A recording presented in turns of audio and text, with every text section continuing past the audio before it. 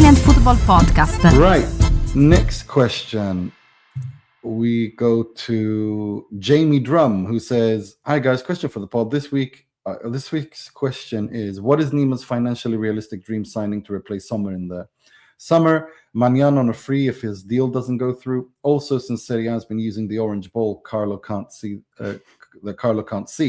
Therefore, in the orange ball period, has Carlo's opinion been void, or are we trusting his analysis based on body movements?" That's funny. All jokes aside, Happy New Year.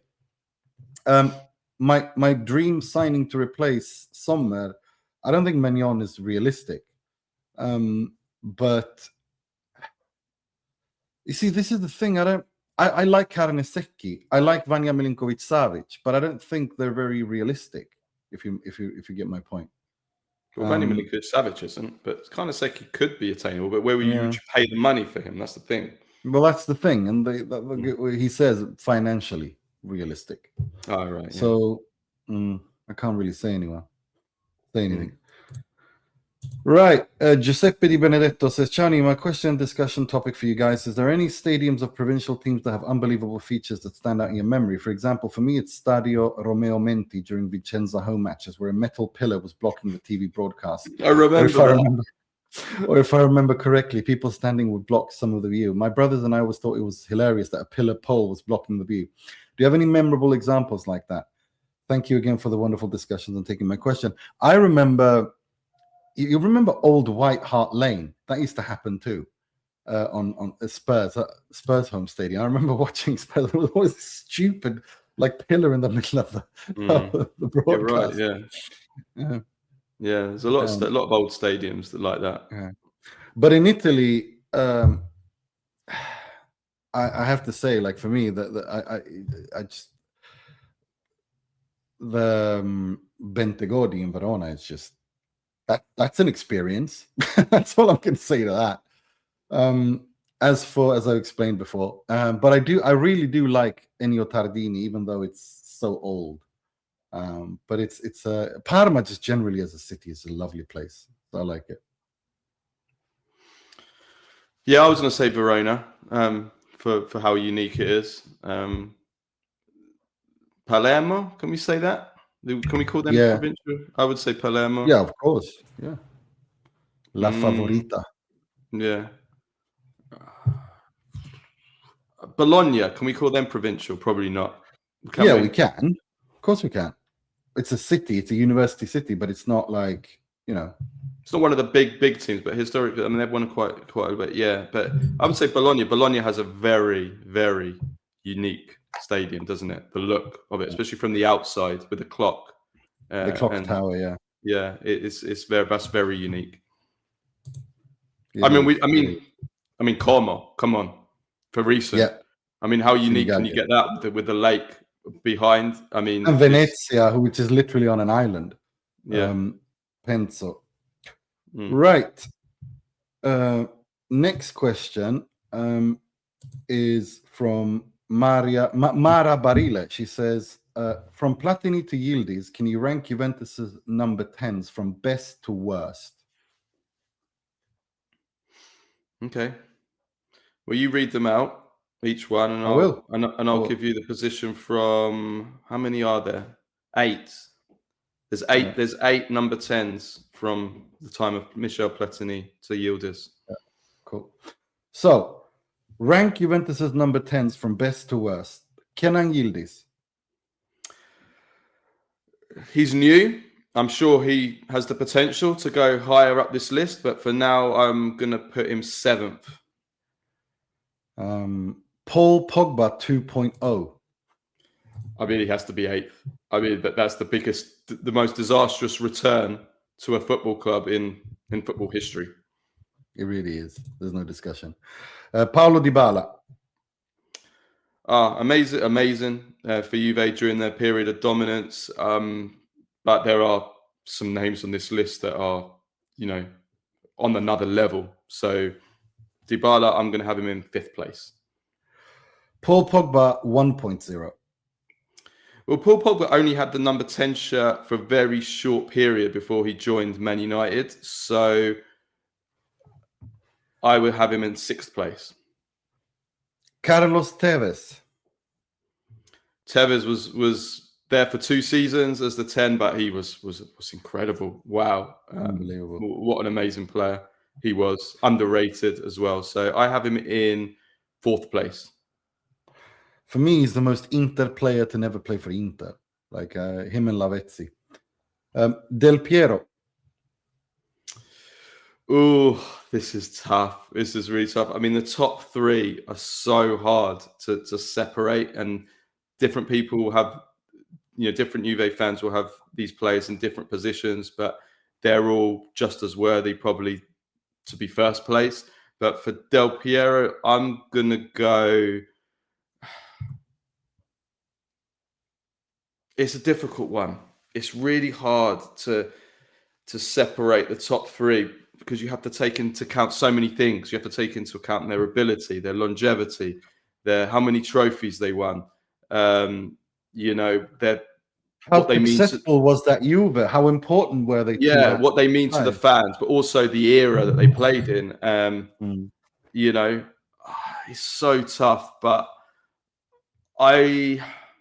putting all of those things together, I have Del Piero second, just in 2nd place. Robbie Baggio.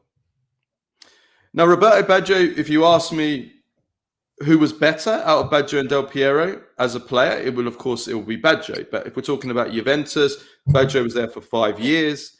Del Piero was there for 4 times that number. Baggio, okay, he won the UEFA Cup and the Serie A, and he was the best player in the world when they won the UEFA Cup. But Champions League, he didn't even play a season for Juve in the Champions League. Unfortunately, the rules were different then. Whereas Del Piero won everything and was important in them winning everything. So for that reason, I have Del Piero above Baggio, and I have Baggio in 3rd place. And finally, Michel Platini has to be first, no? Michel Platini is first for the reason that he did everything at Juve. He was the best player in the world. He won the Ballon d'Or 3 times in a row there. He won virtually everything, Champions League. He won the Cup Winners' Cup. He won the Serie A many times. Top scorer. The best player in the world while he was there. So many amazing goals. Decisive, important. Just a symbol. One of the greatest players of all time. So for that reason, even though this time there was much shorter than Del Piero, I think he has to be the greatest number 10 of since Platini. There are others before him, by the way, that might try and challenge. Almost Sivori, for example, might even challenge Platini. But yeah, since Platini. Right. Next question. Mark the Road says, question for the pod. Is ever watching frustrating as an Inter fan? I think the drop-off in impact and consistency in Barella's game means it might be time to sell. Do you think that would be the right approach? And if so, do you actually think some clubs might be willing to fork out what Inter might hope for? Kind of got the feeling it's time to move on, maybe onto a Kone or Edison type of profile. Thanks again for the pod. Happy New Year, full of failed resolutions in front of the fridge and the drinks cabinet. And Claudio Cauterucci kind of asks the same question. He says, Barella, I think he's failed to deliver on the potential he promised from his early years. He's so inconsistent for me and just doesn't perform when he needs to for Inter when it matters. Is it time for Inter to seriously consider any high-value bids that comes in for him in the summer if they come in? I always saw him as the future leader of this Inter, but he just isn't. Is Nicolo Barella overrated, rather? You answer that. You're the Inter fan. Tell me what you honestly think. I don't overrated. How? Like, the people who say that he's the best midfielder in the world right now? No. Well, of course. Is he world class though? He's not world class right now this season. He hasn't been for a while. But he's been underwhelming for the last couple of seasons. But I wonder how much of that and his career has been hampered by having to, post-COVID playing all the bloody time. When was he world class? When was he world class? I think the season, I would say the season that Inter won the Scudetto, when they won the Euros. Yeah, I agree. I think that's the last time he was world class, that season, which is a long time ago. That's 5 years ago. But I think you can also, in the Champions League as well, when they reached the final of the Champions League that season when Inter were poor, in the Champions League, he was world class. But consistently over the season as a whole, then I think you're right. I agree with that. I think that with Barella, you still see the odd game where he plays a world-class game, but for Inter. But consistently over the season, he has way too many periods where he just doesn't really impact games. He doesn't.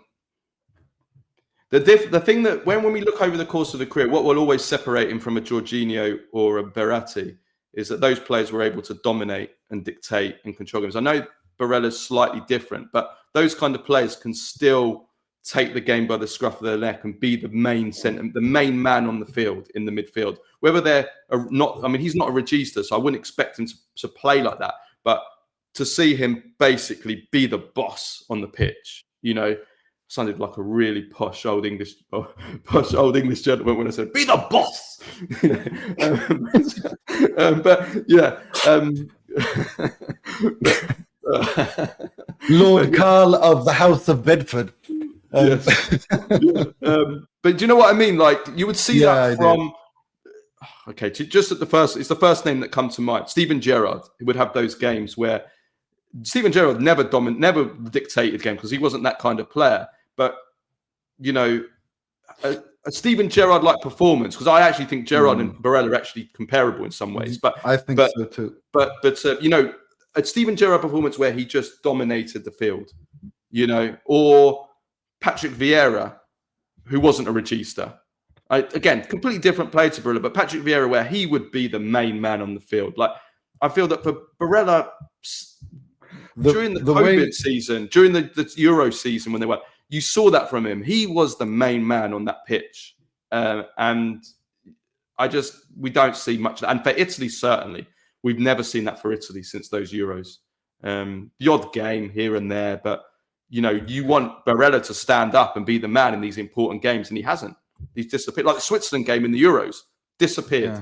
Completely disappeared. I think the route out of this, for me, is to move him to the regista role, no longer as a mezzala, no longer as a tuttocampista, but play him as a regista. I think that's the way forward. He'll have more time on the ball. His running will be more important there. For me, I would move him to regista role and play him there. I think he should be Çalhanoğlu's replacement. Possibly. I've always thought, just to finish, I can't use this as a defense in the last year or so, but before, definitely. I feel like, and this was both for Italy and for Inter, I feel like he was sacrificed tactically because he's so adaptable and so smart tactically that he was often shoved off into this kind of right midfield role where he would be doing kind of tactical jobs in order to create an overload on the left or in order to help Dumfries defensively and for Italy as well, to help Di Lorenzo, or to do this and to play that channel, to create the positional and numerical advantages and structure. And like he just sacrificed him being able to be that player that I want him to be. And I felt that he always had in his game to be, which I've just described, which is be the boss on the pitch, so I feel like that hampered him for a while as well. Maybe because of that, he lost his way. He lost who he was, who he could have been. And now he's just never got that back. I don't know. Maybe I'm making an excuse for him, but I have to say, I wouldn't sell him, but I echo what Claudio says. I've been disappointed in him not becoming that man. I agree with all of that. I wouldn't sell him, but as I said, my solution is move him to regista. Right. Next question. Nick C says, good day, Nima. Bedford's most okayest baker. My questions revolves around one of the worst midfielders to ever grace the Serie A. Is Roberto Gagliardini the worst Italian midfielder ever? He has the worst missed sitter, which cost Inter a Scudetto. He went to Monza, they got relegated. He's now with Hellas, and they're doomed for relegation. Thank you. Keep up the good work. I don't know. I think he's not good, but to call him the worst is a bit. He's one of the worst high-profile Italian midfielders. Yeah, but he's not the worst. He's like, when you do these worst 11s of the season or worst places, generally you're not going to pick like 5 players from the team that come bottom because who cares? No one's interested. So you pick kind of high-profile flops. So Gallardini probably fits that bracket. Yeah, agreed. Jordan Maddox says, "Hi, gentlemen. Hope you had a good start to the year and Carlos avoided any more pinfalls anywhere matches with the parking warden. I've got 2 questions this week. My first question is, do you feel Napoli are escaping more scrutiny for the summer mercato? Højlund and Elmas have been hits, but Lang, Luca, De Bruyne, Guterres, Marianucci. In a time where money across the board is tight, surely they should be coming in for more scrutiny for seemingly wasting money on these players and not signing the midfielder they desperately need. My second question is, do you think we Roma fans should be concerned with the seemingly growing rift with Gasperini and the board? Maresca and Amorim have both been given the chop for voicing their concerns on too many chefs in the kitchen, and I don't want the same for Gasperini. Is it a case for us being completely hang-strung by PSR and Gasperini is frustrated, or the board just dragging their heels? P.S. Nima, do you now see why I wanted to send Leon Bailey to Lecce? I've had the misfortune of watching this guy steal a living for both teams I love. What do you think?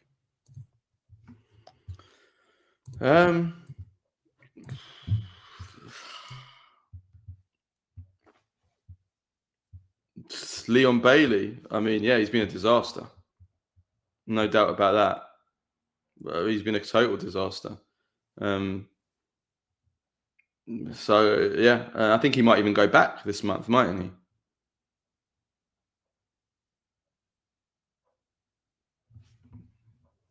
You're on mute. I mean, I know.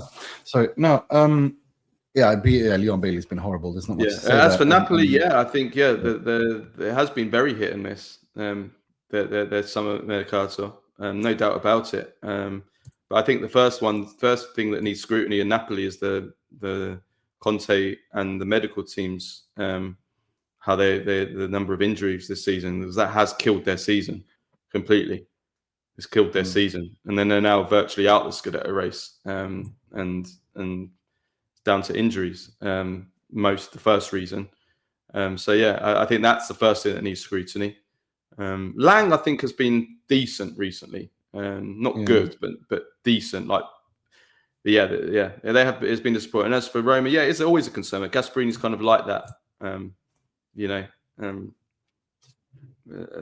We'll see. We'll see this summer. Yeah. Agreed. Absolutely. Right. Next question. Renato Margiotta says, question for the Q&A. If you're Chiesa, where's the best destination for you to go on loan this January? Realistic options and not just in Serie A. Looking at formations and tactical approach, I think the perfect fit for club and him would be Napoli or Roma. Roma, I would agree with. Napoli, I'm not sure because of the intensity. Because I don't know if he's got the legs in him. Because Roma have bought 2 players for that position now. So but if we're just talking pure tactically, I think Chiesa would suit that more. I think with but then again the pressing, I'm not sure he can. I don't know. I think it's a difficult. But they play. I think Gasperini and Spalletti are playing the same formation. Weirdly, kind of like 3-4-2-1, right? So at the moment, difficult one because Juventus, but then Napoli. Well, then Napoli. They're all Napoli are playing the same formation as Roma as well. But it looks like if it's going to happen, it's going to be Juventus. Juventus are going for him. Chiesa wants it, that's the realistic option. Roma are not a realistic option anymore, and Napoli could be. We'll see. We'll see. Kind of if it doesn't happen with Juventus, whether they could come in for him. For sure. Right. Right. Next question comes in from Farouk Hassan. Hi guys, was wondering whether you could do a best ever Serie A one-hit wonder 11. These would be players who only ever had one good season in Serie A, never to be heard of again, either because they left the league or performance disappeared or anything else. And of course, coached by a one-hit wonder coach as well. Thanks and a happy new year. So your all-time Serie A one-hit wonder 11. Okay, I'll tell you. Also, I want to give a shout out to my friends Arnie, Jure, and Dante who helped me put this team together. They're big Serie A fans and they know a lot about Serie A. So a number of we kind of had a little talk about this, and I asked them for suggestions. So some of these are theirs as well. So yeah, in goal I've got Ivan Pelazzoli. Do you remember him? He went for big money to Roma. He was seen as this next big thing, kind of a challenger to Buffon. He had one amazing season for Roma where they conceded the least goals, and then his career just collapsed. By his mid-20s, his top-level career was over, which is a really strange one. Right back, Andrea Conti. He had an amazing season for Atalanta, 8 goals, 24 million to Milan, done his ACL. By 31, he'd retired. Caldara, also in that Atalanta generation, big money move to Juventus and Milan, total disaster, injuries as well. Fabiano Santacroce, who's someone I really had belief in and thought he exploded onto the scene, had one amazing season with Napoli, got a call up to the Italy national team. Marcello Lippi was really big on him. And then, again, career completely collapsed and he disappeared completely. Like the party, I've been told. Left back, Diego Laxalt, who had an explosive season at Genoa. Incredible season where he was just a force of nature down the left flank from left back. And then got a big money move to Milan and was a disaster. So that's the defence. Midfield, I've got Felipe Melo. One brilliant season at Fiorentina. Looked like an absolute beast. Big money move to Juventus. Total shambles. Later went to Inter. Shambles there, was just more of a thug than anything else. Antonio Nocerino, one amazing season with Milan when they won the Scudetto. The rest of his career was decent, but there was that one amazing season where he scored a lot of goals. Him and Zlatan used to link up a lot. And then in attack, Mauro Zarate, one incredible season for Lazio, got compared to Messi and then never got close to that again. Valery Bagino, an amazing breakout season as a teenager for Lecce, and then never pushed on after that, despite getting some moves. I was told to include Kulusevski, just to wind up Tottenham fans, but I haven't included him. I have him there. He was amazing in this. This is Serie A. Kulusevski absolutely is a one-hit wonder in the Serie A. He was dreadful at Juve. He was outstanding at Parma. Okay. Kulusevski gets in then. Krzysztof Piatek, I think, is the best example of a one-hit wonder out of everyone. He had that season for Genoa. He scored 19 goals by Christmas. Milan paid 35 million for him midway through the season. He started on fire for Milan in his first several games and then completely collapsed. I remember interviewing Marcotti. He was on the pod I used to do on Sempre Inter, Studio Inter, and he got pissed off as soon as people were talking about Piontek. He's like, stop it. Yeah, amazing. And then, this is an extra. Let's call this the 12th man, seeing as we've got Kulusevski. Andrea Salenzi is a kind of an older one I wanted to throw in. He scored 17 goals for Torino. And then the rest of his career, he never really did much, either before or after. He got a move to Nottingham Forest in the Premier League when the Premier League wasn't the best. And he was a disaster there at Forest. Total. This is one of the biggest Italian flops in the Premier League ever. I can think of Rolando Bianchi as a one-hit wonder. Even Igor Protti, who has health issues. I love him, but he won the Capocannoniere, never did anything big in the Serie A again. So those are the ones I would say. And as for right back, I'd probably throw in Davide Santon, who Mourinho and everyone was touting as one of the greatest ever, and he was just awful after that. And also his wife/girlfriend Chloe Sanderson going after me because Sunit gave a bad rating to Santon on Instagram. Of course, it was Sunit. It's always Sunit. If anyone doesn't know who Sunit is, he's a friend of ours, Inter fan. We used to work for Sempre Inter, but he's a patron of ours. Always sends in questions. He's like one of these kind of plotters. He's one of these guys that he throws in the fuse and then runs away, and like just sort of like like Henry Kissinger. He's a bit like he's the Indian Henry Kissinger. Like I've actually come up with a word for him, sunitary, which basically means to kind of like troublemaker. Wind people up. Yeah, wind-up merchant, yeah. Wind-up merchant. Biggest wind-up merchant ever. And I had to talk Chloe off a ledge. Right. One more question we have time for before you have to leave. And everyone else who's sent in your questions, don't worry. They'll be added to next week, so don't worry. Right, last question. Leo says, hi, Neiman Carlo, what are your thoughts on how Luis Enrique is doing so far at Inter? He's been receiving a lot of criticism in the media more generally, which I think has been a bit harsh. He was initially brought in as a backup for Dumfries. With Dumfries' injury, he's been thrown in the deep end as a starter at a new club, a new system, and has also been playing full 90 minutes for several weeks now. In that time, he seems to have grown a lot tactically. Of course, he needs to get better, especially offensively. But personally, I think his improvement shows he's got great attitude, so credit to him. And credit also to Kivu, another example of him working well with young players. Anyway, thanks as always for the excellent, very entertaining content. Well, here's my thing about Luis Enrique. He was brought in as Inter were moving to a 3-4-2-1. That's why Zalewski was there. When they failed to sign Lookman, then they went back to 3-5-2 and they sold Zalewski, and Luis Enrique was kind of sacrificed. But I have to give him credit because I think he's really improved, and he's improving a lot tactically. However, there is lots of margin of improvement going forward in the final third, and that's a problem which needs to be addressed, because Dumfries isn't coming back for another 1 or 2 months. Darmian is who Kivu has to count on now, and Andy Diouf, as we saw yesterday against Lecce, is a problematic solution in that area. Like, he's not a natural wide player. So we need, it is what it is. It's again, they shouldn't have sold Zalewski, in my opinion. I think it was a mistake. I really think it was a mistake. And they're not going to sign anyone either. So yeah, because I think Dumfries is recovering faster than expected, so he should be back soon, apparently.